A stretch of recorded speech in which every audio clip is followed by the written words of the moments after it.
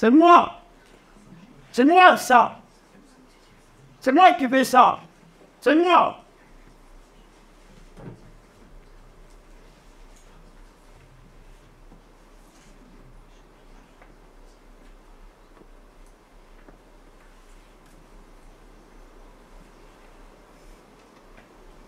The beaver trout, la truite à fourrure. La première truite à fourrure a été pêchée dans le lac supérieur, au Canada. Salmo truta dermopila, c'est son nom latin, vit dans les grandes profondeurs. Pour se protéger du froid, elle a développé d'abondantes fourrures, blanches l'hiver et brunes l'été. Vrai ou faux? Vrai ou faux? Faux! Vous reconnaissez l'artiste? Oui, c'est Chagall. Hein, ça semble être un Chagall. Eh bien non. C'est un postiche. Non pas la copie d'un tableau existant, mais un nouveau tableau peint à la manière de Chagall par Guirib. Guirib est un fameux faussaire qui a peint des Picasso, entre autres. Un vrai Chagall, en voici un. Il s'appelle Couple dans le paysage bleu. Ah, on ne la présente plus. C'est Lisa Gherardini, l'épouse de Francesco del Giocondo.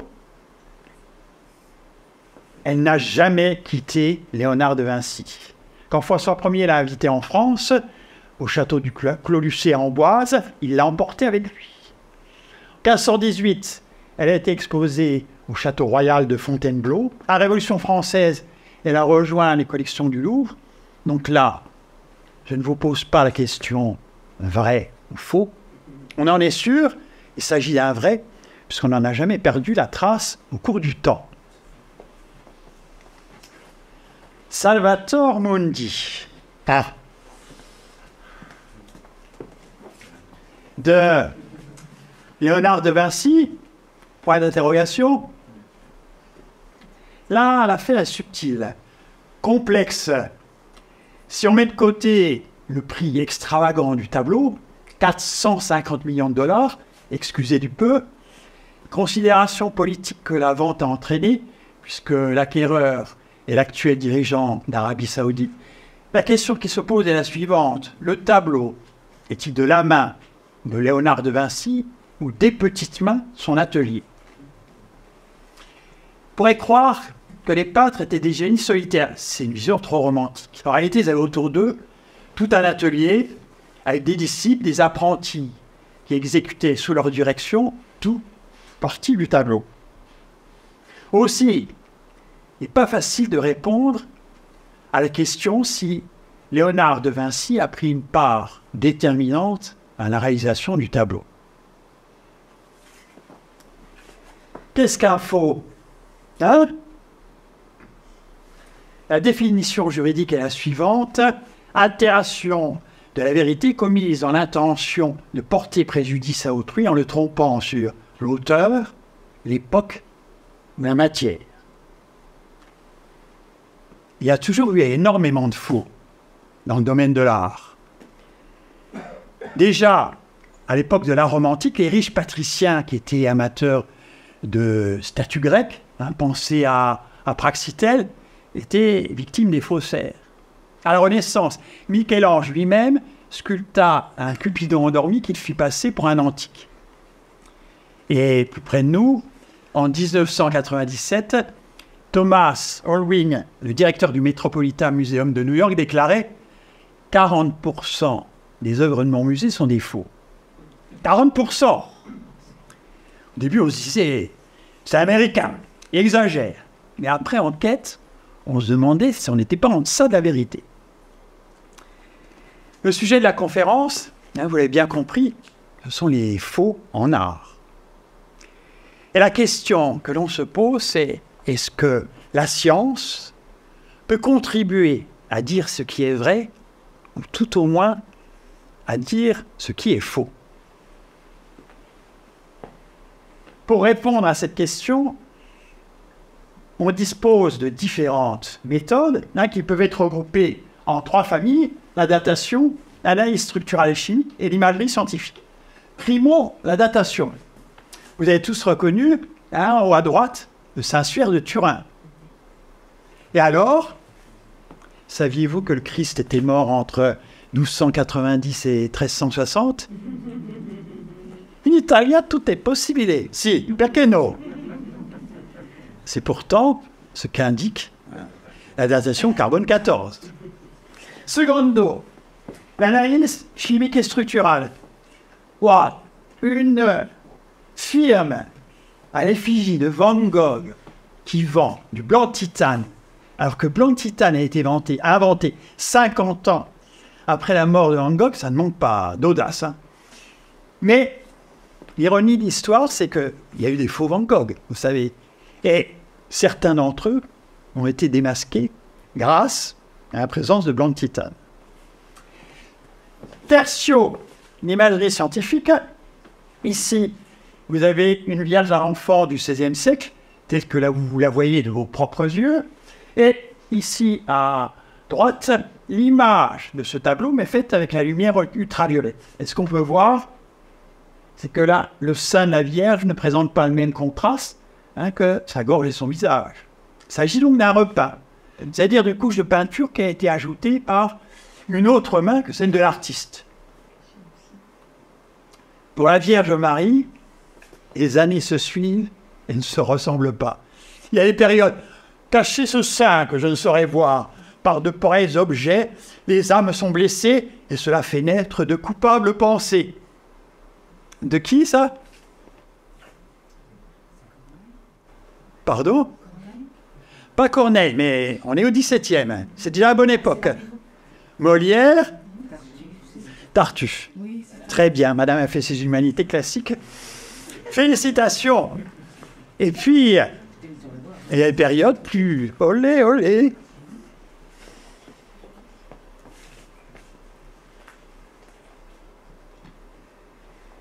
Qu'est-ce qu'on appelle le visible? Cela renvoie à ce que nous, humains, voyons de nos propres yeux. Mais cela correspond à une toute petite partie du spectre de la lumière. Il va du rouge du violet pour les petites longueurs d'onde jusqu'au rouge pour les grandes longueurs d'onde, en passant par toutes les couleurs de l'arc-en-ciel. Mais les serpents, par exemple, ils voient aussi dans l'infrarouge, c'est-à-dire au-delà du rouge. Et les abeilles voient dans l'ultraviolet, c'est-à-dire en deçà du violet. L'imagerie scientifique, c'est rendre visible l'invisible. Comment un tel miracle est-il possible? Eh bien, on va utiliser la lumière d'autres domaines que celui du visible. La lumière des rayons X, la lumière des ultraviolets et la lumière des infrarouges. C'est comme ça qu'on explore le cosmos et qu'on peut remonter le temps. Eh bien, il en est de même pour la peinture. On peut voir sous la couche picturale et donc remonter le temps. Car un tableau change au cours du temps. Il y a les repeints de restauration dont je vous parlais. L'artiste lui-même a pu changer la vie. On parle de repentir ou de pentimenti en italien. Et parfois même, il y a un tableau sous le tableau. Gardez-le en mémoire, on en parle plus tard.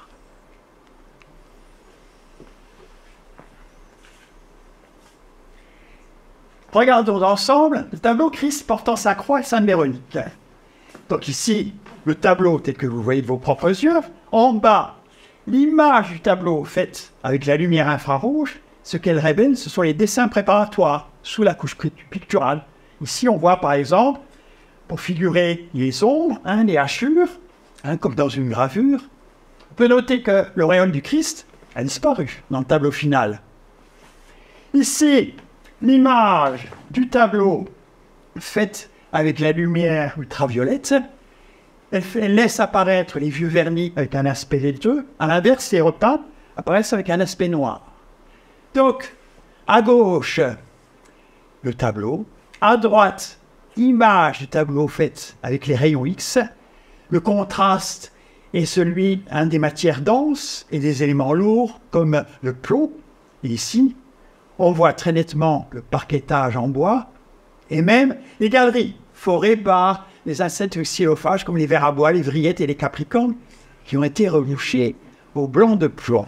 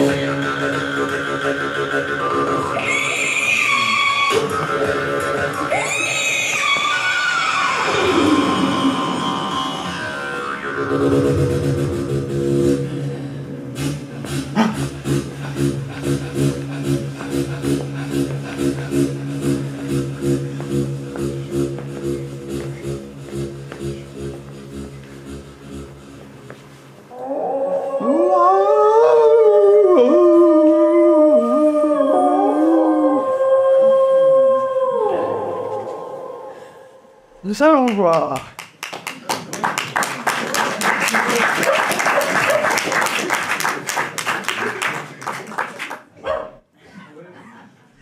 Ah, si je fais aboyer les chiens, pas morte.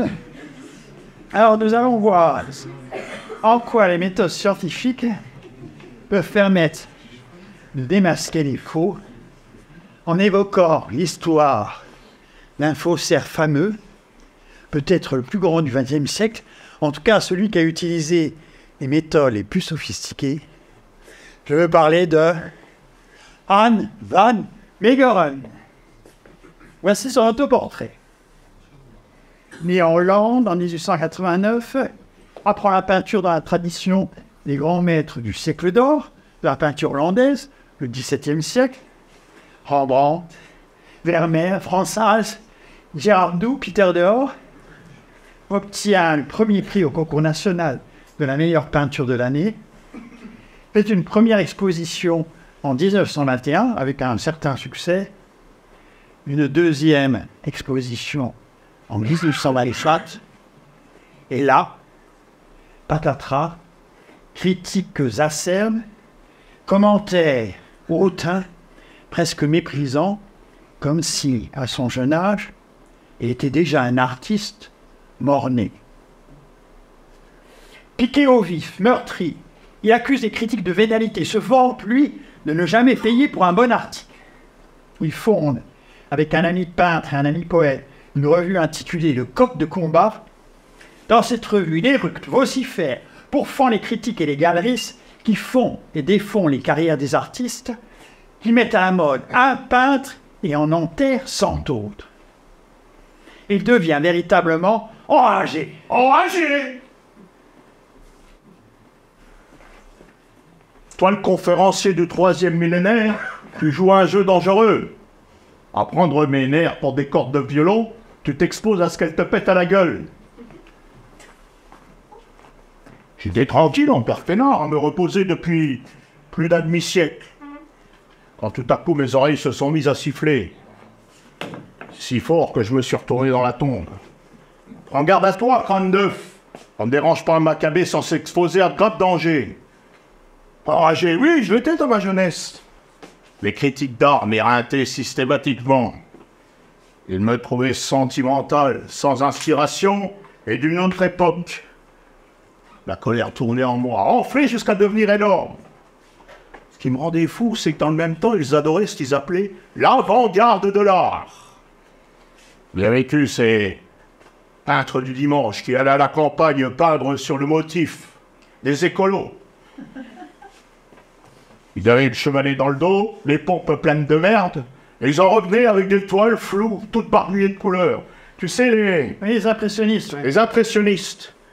Et voilà qu'était apparue quelques années plus tard une véritable bande de dingos. Leur chef s'appelait Picasso. Picasso. Ah, c'était un petit taureau catalan, aux yeux noirs et vifs, qui ne pensait qu'à encorner de jeunes génisses. Quand j'ai vu le portrait qu'il a fait de sa femme, une sublime danseuse des ballets russes de Diaghilev, j'en ai eu un haut le cœur. Montre-leur, conférencier. C'est le grand nu au fauteuil rouge. Oui. Diapo 22. Oui. Là aussi. Je ne parlerai pas de la peinture elle-même. C'est un peinturlurage digne d'un attardé mental. Regardez plutôt ce qu'il a fait de sa femme. Il l'a proprement désossé.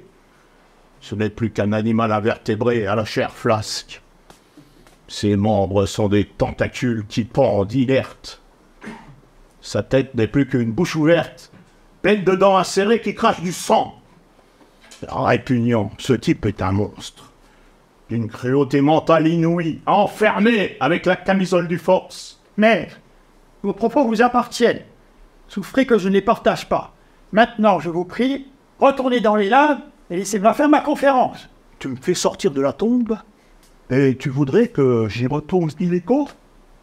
Laisse-moi rire, petit conférencier à la noire, et épargne-moi le maître. Les croque-morts obséquieux, ça m'agace les nerfs. Si je n'avais pas existé, ta conférence, là, se serait trouvée sans sujet. Des faussaires, il y en a d'autres, hein. Ils existent depuis la nuit des temps. Avec l'embarras du choix. Tenez Beltraki. Quoi? Si je te comprends bien, minuscule homoncule, ça c'est un alexandrin. Et qui plus est avec hémistiche et Rimrich en nul. Je devrais te rendre grâce de m'avoir choisi parmi ces gens-là. Décidément, tu le cherches à me piquer, moustique. Mais pourquoi donc m'aurais-tu choisi? Pour plusieurs raisons. L'une d'elles est que votre procès a donné lieu, pour la première fois dans le domaine de l'art, à une expertise scientifique.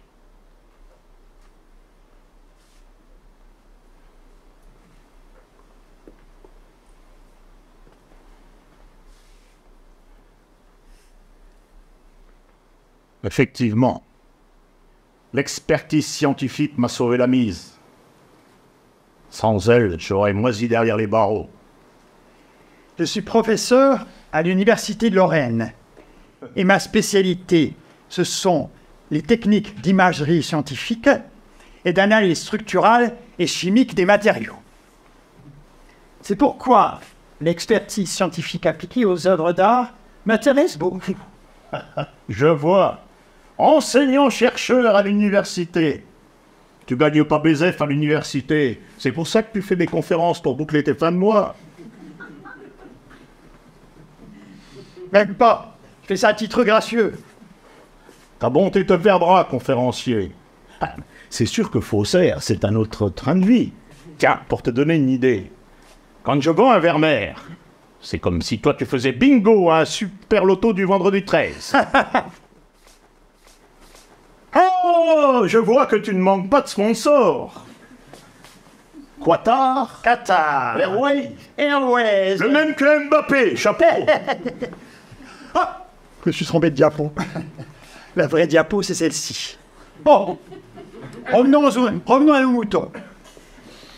Je dois avouer que, quand j'ai vu votre tableau, le Christ à Emmaüs, j'ai été bluffé, tant dans la réalisation technique que dans le choix du sujet.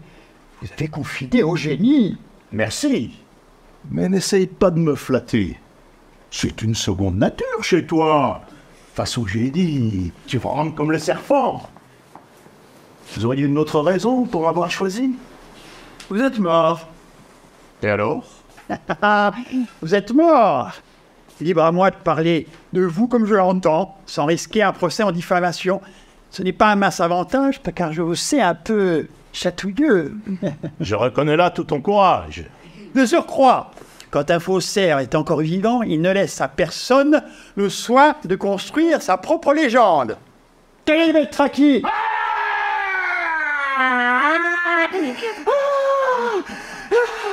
Encore ces belles traquis.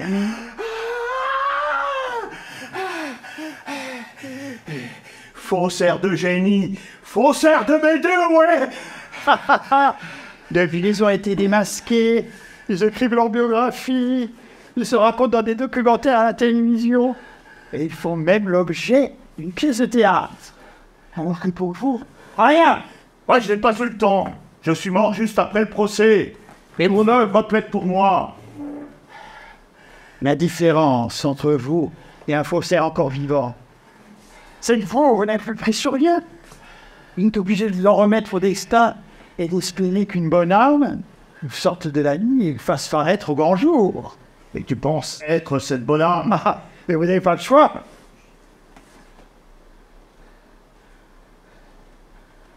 Si. J'ai le choix de rester dans la nuit. Au cours de ma vie, j'ai eu à dépendre des critiques, des historiens d'art, de toute cette clique de parasites qui sourissent sur les bras bêtes que nous sommes, nous, les artistes. C'est ce qui m'a poussé à faire défaut, pour rester maître de mon destin. Alors, ce n'est pas mort que je vais accepter de me laisser tondre la laine sur le dos. Si vous attendez trop longtemps, on vous oubliera. Et là, vous serez mort définitivement.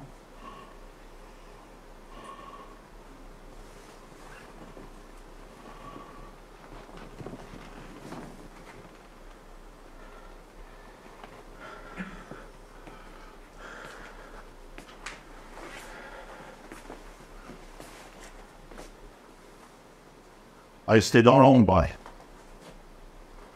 ce n'est pas dans mes habitudes. Moi, j'aime la lumière. J'aime jouer. J'aime parier sur l'avenir. Alors, conférencier, je crois que quelque chose de bon pourrait sortir de toi et que tu pourrais contribuer à ma gloire au costume. Fais ton possible. Pour ma part, je retourne dans mon royaume.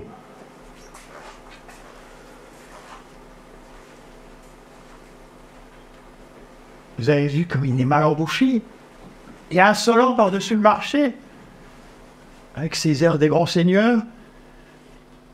Il vous considère à peine digne d'être la crotte qui sort de son auguste océan. Qu'il reste au royaume des morts, ad aeternam et ad nauseam.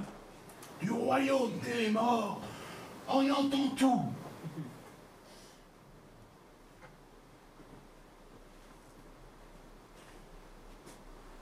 Suivons le fil de notre conférence. Van Meegeren se met à restaurer de vieux tableaux du XVIIe siècle avec son ami restaurateur et marchand d'art Van Wijngaarden. Puis un jour, il franchit le pas et se décide au grand défi, peindre un fou. Il porte son choix sur Vermeer parce qu'il l'admire à l'égal de Rembrandt, mais aussi parce que Vermeer est devenu une étoile de première grandeur dans le firmament de l'art, et donc très cher.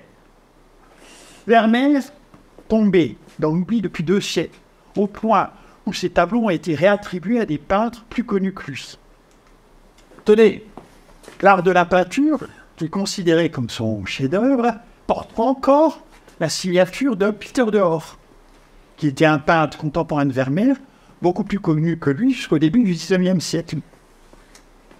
Mais redécouvert par Étienne Thoré, un fameux personnage, journaliste, avocat, révolutionnaire, il était sur les barricades de la Révolution de juillet 1830. Souvenez-vous du tableau « La liberté guidant le peuple » de de Étienne Delacroix. Oui, vous vous souvenez des billets. Et finalement, critique d'art, il disait de Vermeer le sphinx de Delft, parce qu'on savait très peu de choses de sa biographie. Et c'est encore le cas aujourd'hui. Vermeer a eu une rétrospective au musée de Rotterdam en 1935, puis 37 toiles ont été authentifiées avec un doute raisonnable. Alors je dis doute raisonnable, car on est rarement tout à fait sûr. Tenez ces deux tableaux. Pour leurs partisans, elles correspondraient à un Vermeer de jeunesse, mais pour les spécialistes, elles sont loin de faire l'unanimité. On dit qu'elles puent dans le jargon du métier.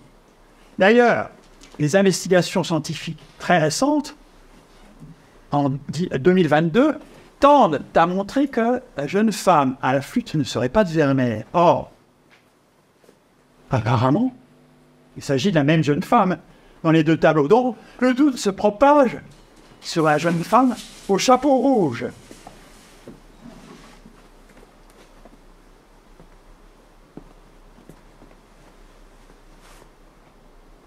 Pourtant, c'est bien elle, la jeune femme au chapeau rouge, qui est sur la couverture du catalogue de l'exposition Vermeer au Rijksmuseum d'Amsterdam, celle du printemps 2023.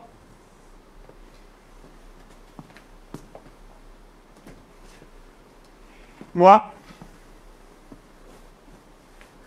la jeune femme au chapeau rouge, c'est un de mes Vermeer préférés.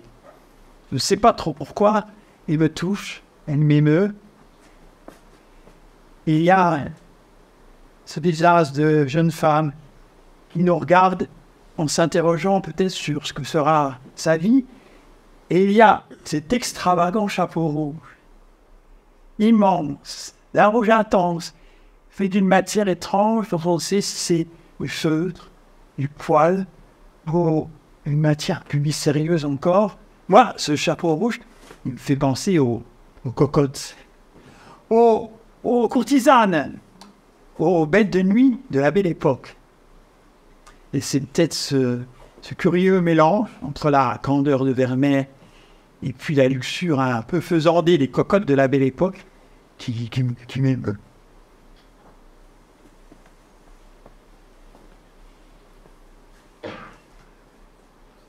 Ah, pour bien comprendre quelles étaient les techniques de Van Meegeren, il nous faut savoir. Oui, qu'est-ce que tu m'as foutu? T'as déjà foutu le bordel dans les coulisses, je retrouve plus mes affaires, et en plus tu me donnes des conneries pareilles, qu'est-ce que c'est de ça?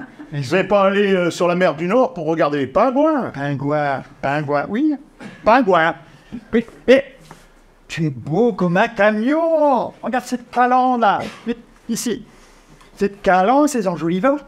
Tu brilles de mille feux. Il te manque que des feux. Allez, regarde, mais là.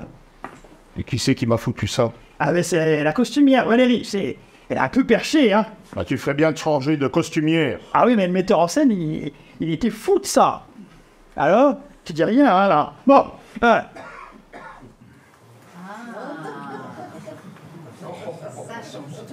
Si tu croises une belle jeune femme, tu mets tes feux de détresse, warning, et tu cries au secours. Tu verras, ça marche à tous les coups.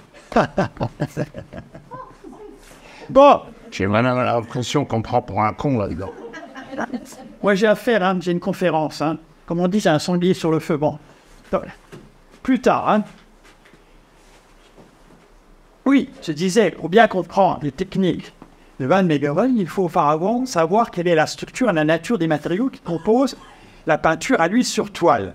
Alors c'est une structure complexe, hein, faite d'une superposition de différents matériaux. Si on commence par la toile, en lin, elle est fixée sur le châssis en bois avec des clous, mais lin et bois sont des substances naturelles qui peuvent être datées avec le carbone 14.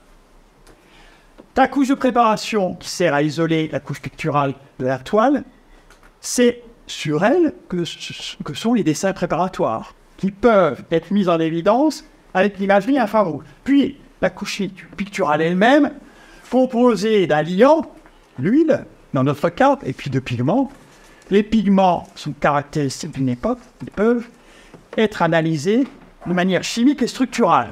Et finalement, le vernis, pour isoler le tout de l'environnement. Revenons-en à Hans van Meijeren. Il a travaillé dans l'atelier de son ami, le restaurateur et marchand d'art, Van Wijngaarden. Parfois, faussaire, il faut bien le dire aussi. Il sait parfaitement qu'on peut dater le bois du châssis et le lin de la toile avec la technique du carbone 14. J'ai commencé par acheter une croûte d'un petit maître inconnu, mais une croûte du XVIIe siècle. Tout d'abord, Van Meijeren enlève les clous, il fixe la toile de lin au châssis en chêne.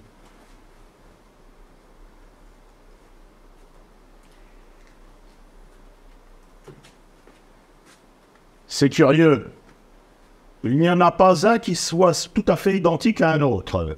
Savez-vous pourquoi? C'est parce que ce sont des clous qui ont été forgés à la main. Un à un. Ensuite, il fixe la toile sur une feuille de contreplaqué et c'est là que le vrai travail commence. Il frotte la toile avec une pierre foncée de l'eau de façon à enlever la couche picturale, mais il fait bien attention de ne pas trop attaquer la couche de préparation pour préserver le fin réseau de craquelure. C'est un travail de bénédictin qui exige une patience d'ange.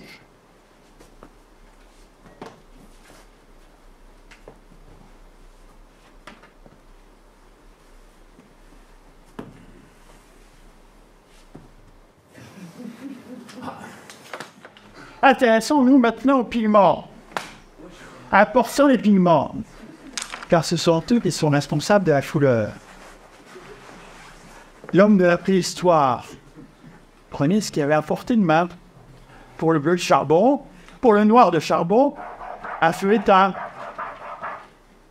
Pour l'ocre jaune et rouge, des terres argileuses, à proximité de la grotte. Plus tard, il a voulu utiliser des matières plus rares. Il est donc allé chercher plus loin. Pour le bleu au plus ténèbre, le lapis-lazuli provient d'Afghanistan. Le premier pigment artificiel fabriqué par l'humanité est le bleu égyptien. Il est apparu lors de la 4e dynastie, il y a 5000 ans. 5000 ans. Après, au XVIIIe et au XIXe siècle, on s'en tient au bleu, avec le développement de la chimie, le bleu de cobalt, le bleu de Prusse, le bleu outre-mer artificiel. Et au XXe siècle, un peintre, Yves Klein, a inventé et breveté un nouveau bleu qu'il a appelé IKB, pour International Klein Blue. Et c'est ce fameux bleu qu'il a utilisé pour les anthropométries.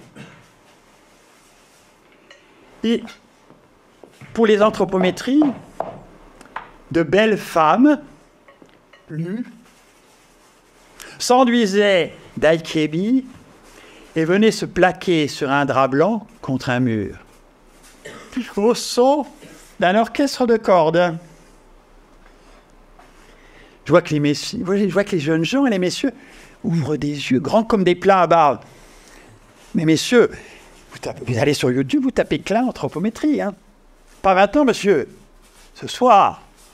N'est-ce pas, Jean-Luc? Chut. La femme est peut-être dans la salle. Excuse-moi.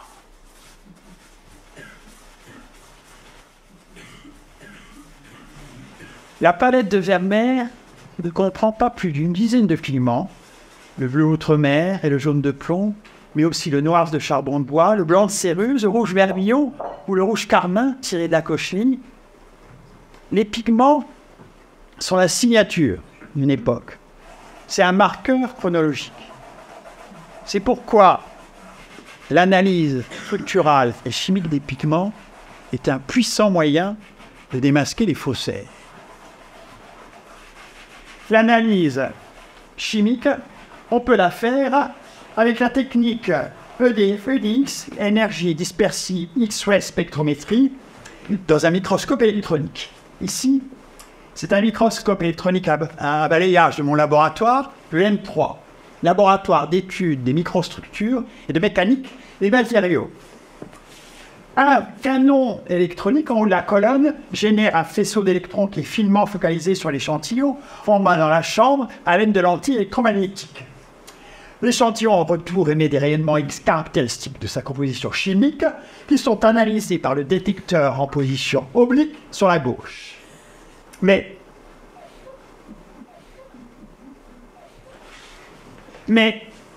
il faut faire un prélèvement microscopique dans la couche picturale. Si ce n'est pas possible, pas de panique.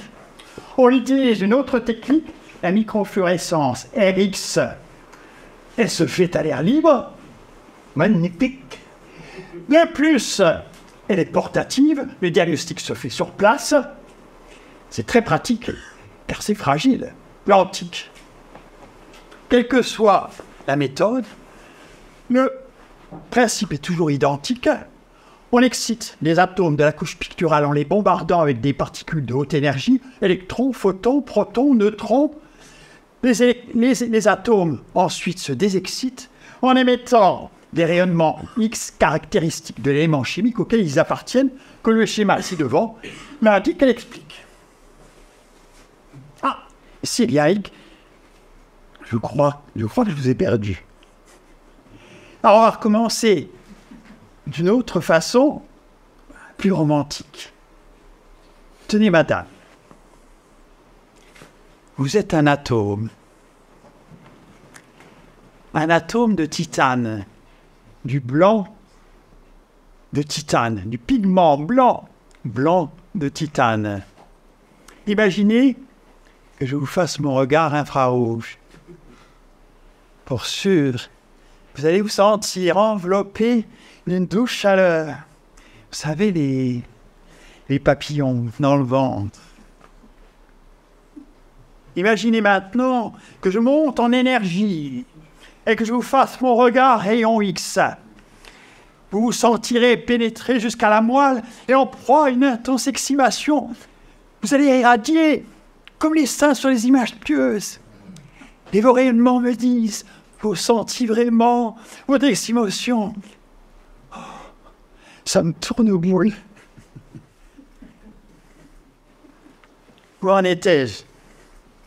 Ah oui, j'en étais à l'analyse chimique des pigments. Ça me fait penser à une histoire vraie pour le coup, qui est arrivée à l'un des plus grands faussaires du XXe siècle, le couple Beltraki.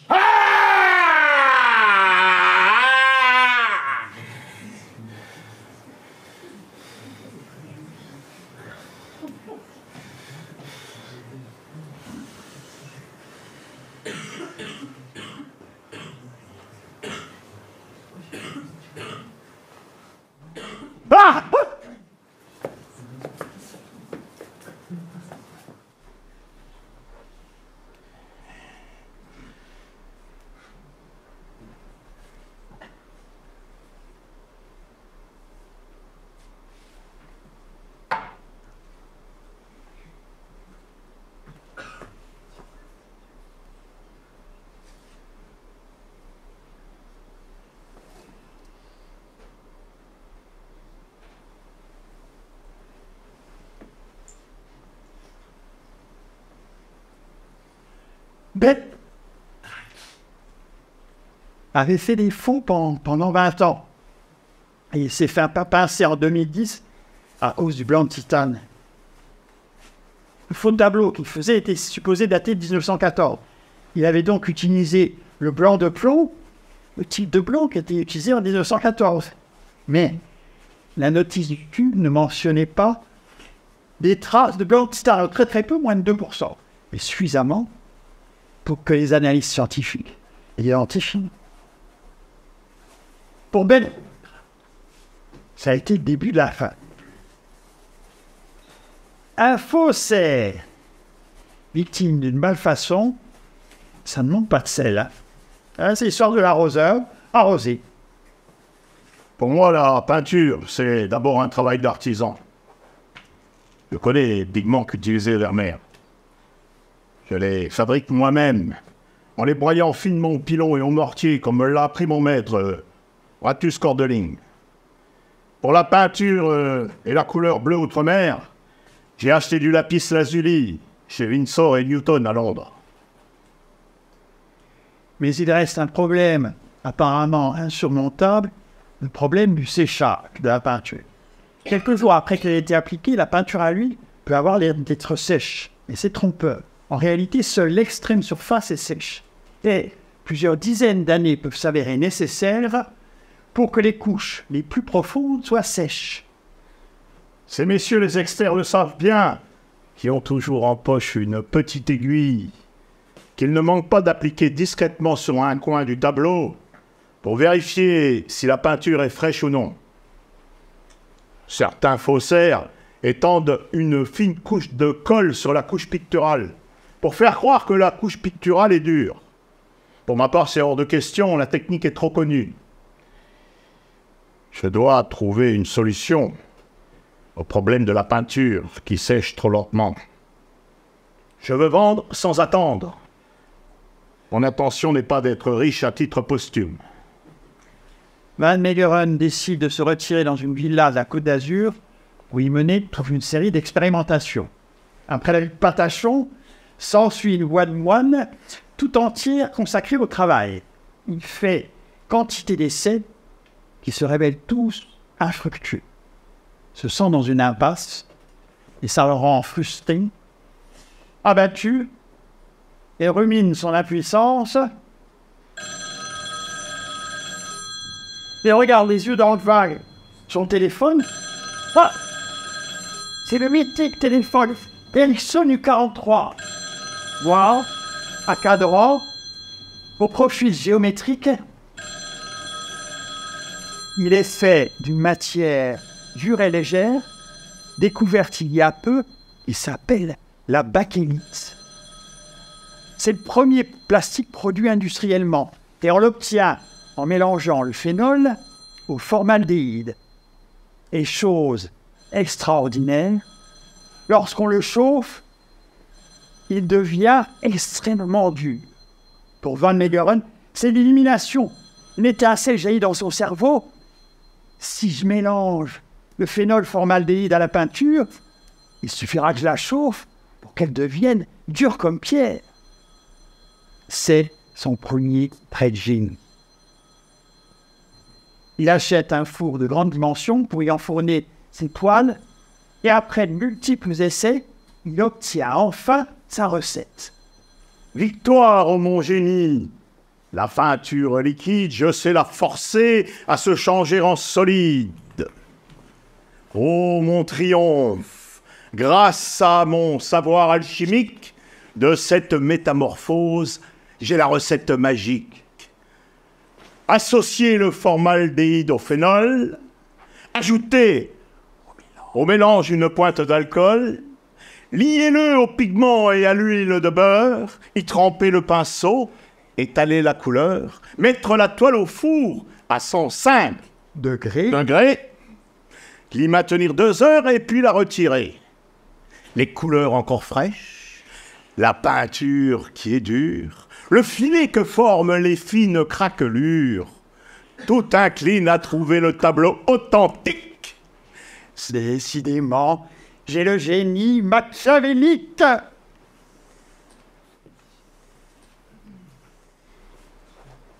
Maintenant que ces recherches sont abouties, et de quelle manière, il est temps pour Van Meegeren de se détendre et de prendre du plaisir. C'est l'été 1936, il emmène sa femme des Jeux Olympiques de Berlin et parade de la cérémonie d'ouverture leur font une impression magnifique.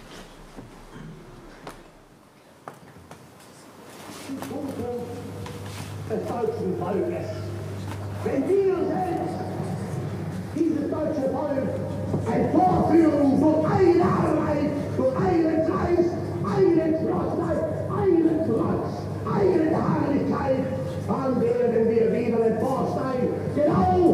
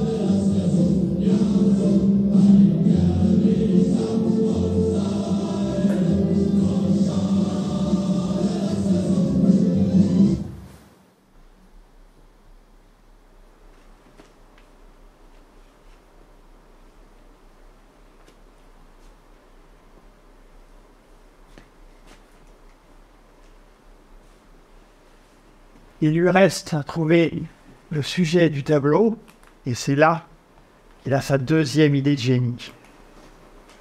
Vermeer est le peintre des intérieurs bourgeois, des femmes prises dans des attitudes de la vie quotidienne, la laitière, la liseuse, la dentelière. Pourtant, ce n'est pas un tableau se rapportant à la peinture de genre que va choisir Van Meegeren pour son Vermeer, mais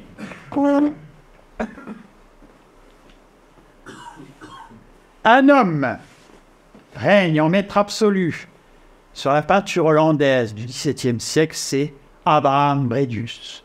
Il est le spécialiste de Rembrandt et de Vermeer. Son autorité est incontestée et ses avis sont tenus pour parole d'évangile. Van Meegeren a eu maille à partir avec lui pour une sombre histoire de faux ou de vrais tableaux, mieux le sait, de Frans Hals, un contemporain de Vermeer. Depuis lors, Van Meegeren voue à Abraham Bredius une haine inextinguible. C'est sa bête noire.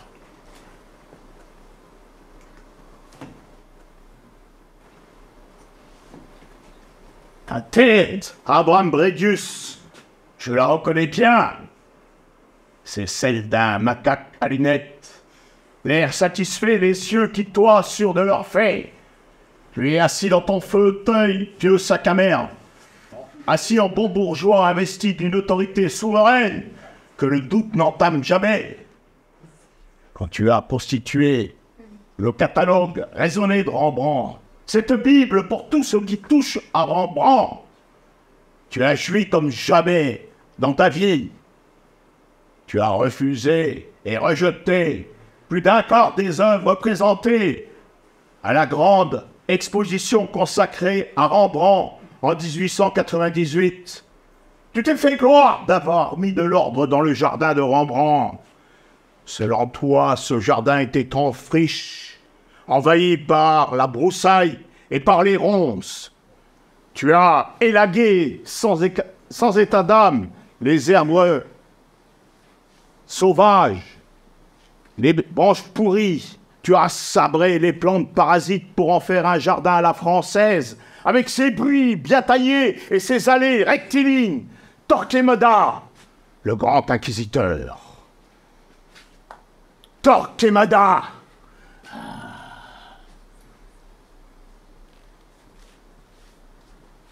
Vengeance. Vengeance. Mais Abraham Bredius est à l'origine de la thèse selon laquelle Vermeer aurait peint dans sa jeunesse des œuvres à sujet religieux. Cette thèse, pour le moins fragile, repose sur un seul et unique tableau, Christ chez Marthe et Marie. Et ce tableau, c'est Abraham Bredius lui-même qui l'a reconnu comme un authentique Vermeer.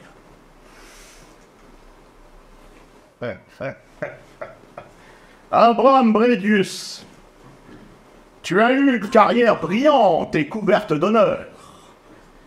Directeur du musée royal de La Haye pendant 20 ans. Maintenant, tu es un vieil homme. 83 ans. Tu as déjà un pied dans la tombe. Tu es comme un paquebot qui prend l'eau.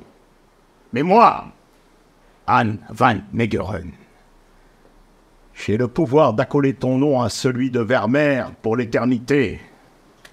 Tu pourras mourir en paix. Ce gage d'éternité, je vais te le servir sur un tableau d'argent. Ce sera la preuve indubitable qui viendra étayer ta thèse. Ta thèse!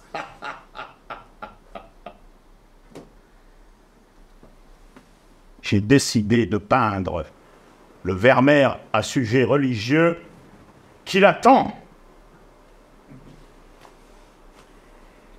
Van Meegeren décide de prendre comme sujet le Christ à Emmaüs. Écoutons le récit qu'en fait l'évangéliste Saint Luc. 2 disciples de Jésus se rendent à Emmaüs, un village proche de Jérusalem. Sur le chemin, Jésus lui-même se joint à eux, mais leurs yeux sont empêchés de le reconnaître.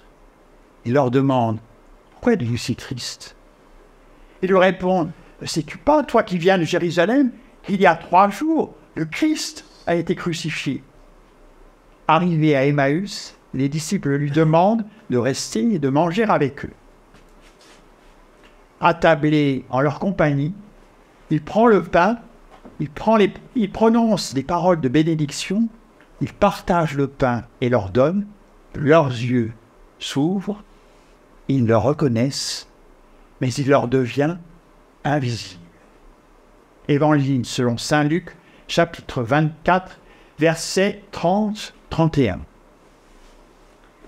C'est un récit important car il interroge le mystère de la foi. Cette scène a souvent été représentée par les peintres, par Rubens, Velázquez et bien d'autres.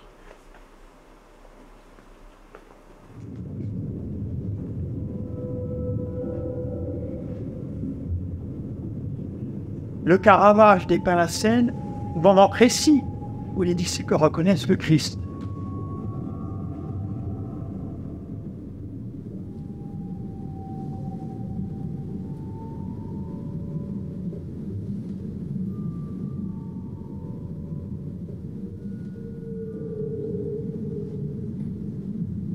Quand Rembrandt peint ce tableau, il a juste 23 ans.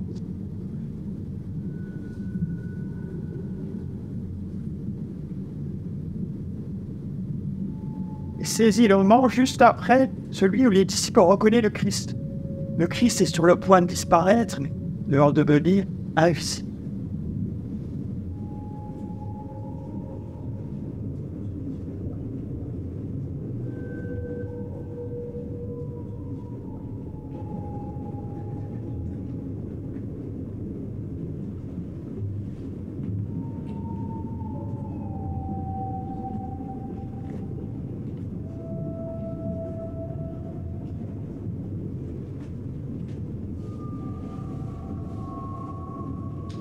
Voici mon tableau.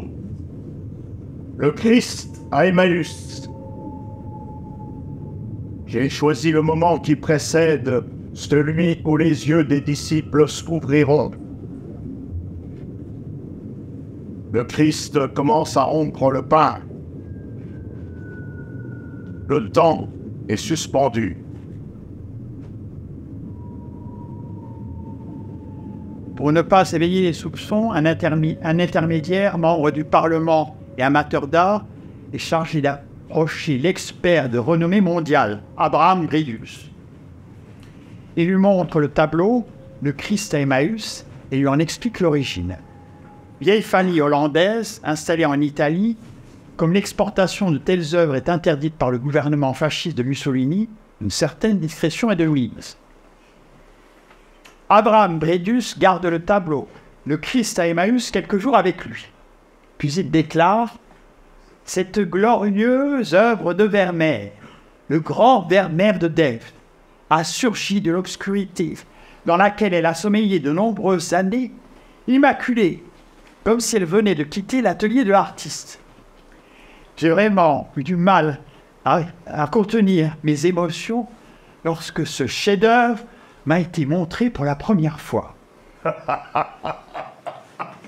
Il certifie mon tableau, ce con. Et le tableau va être acheté par le Boisman Museum pour 520 000 florins. Les cons.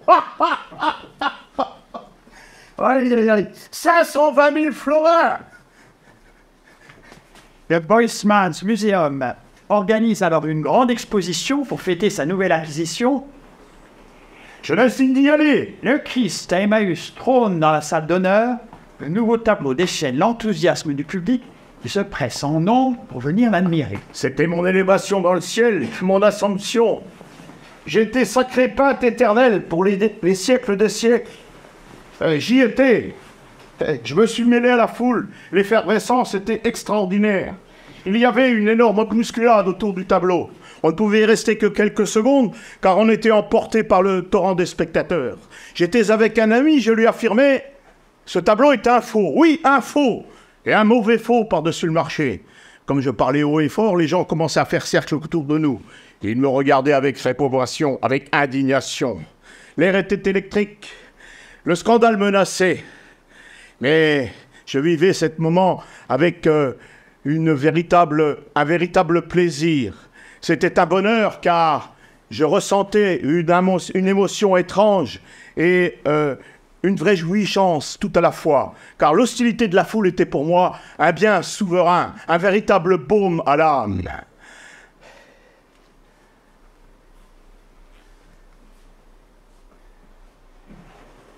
À la fin de la guerre en 1945, les Américains découvrent l'incroyable butin d'Hermann Göring.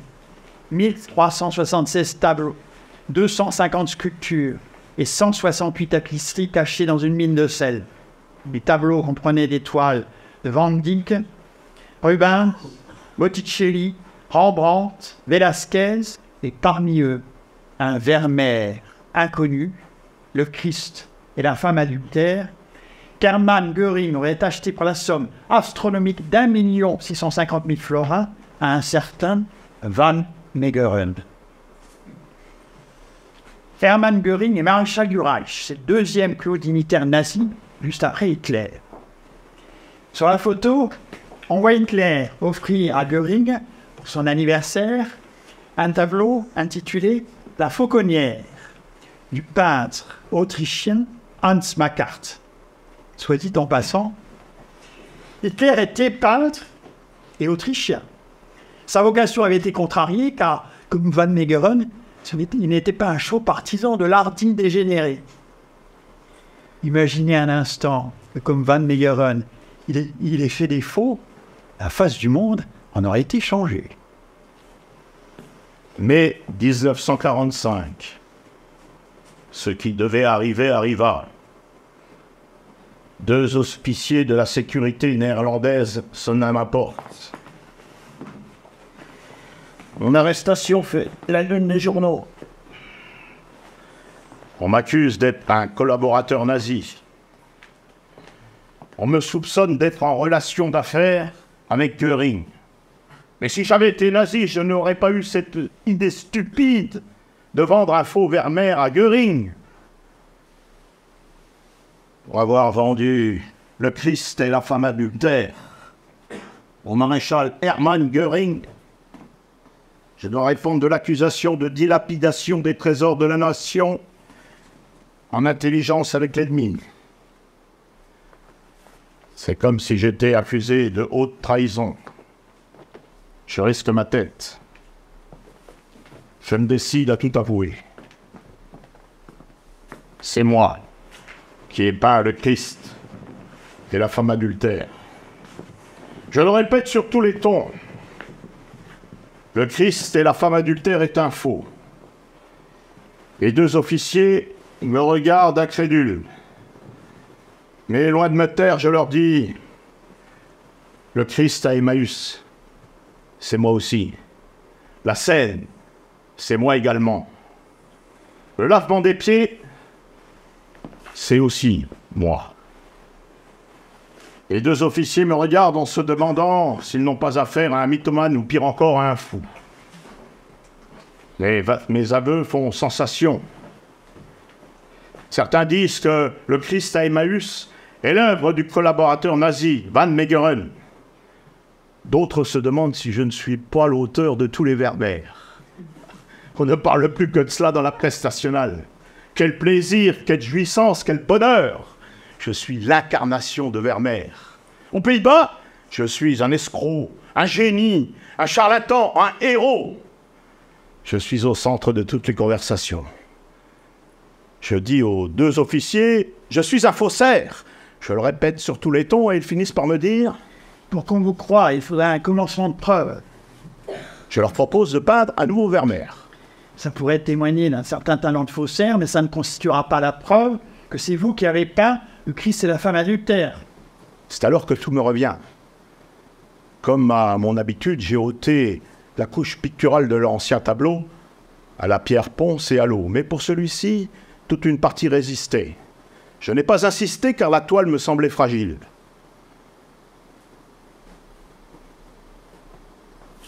Ce qui restait de l'ancien tableau représentait une scène de bataille avec des chevaux et des guerriers. Bien, c'est un élément qu'on fera vérifier.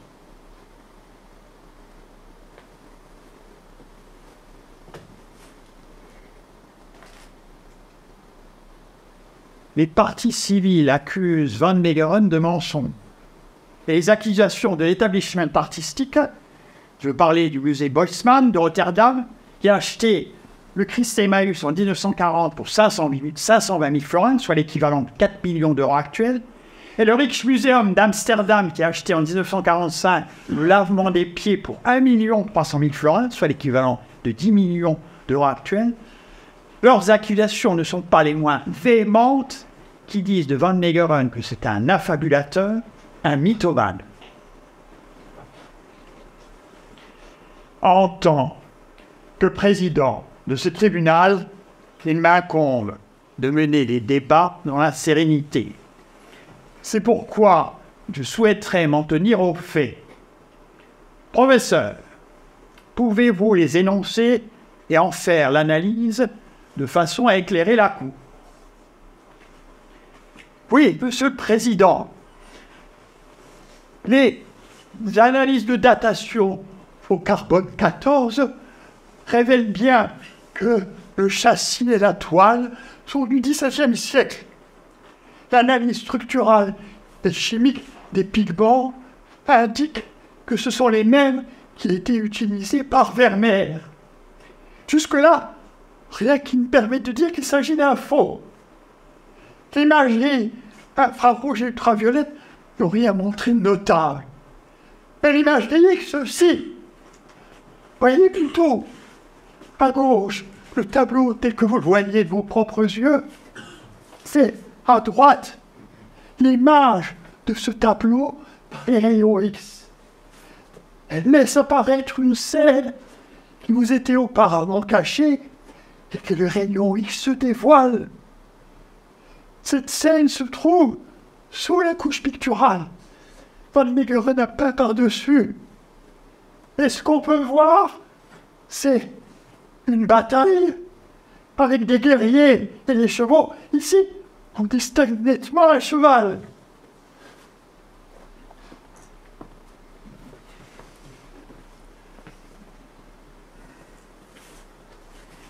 Je vous remercie, professeur.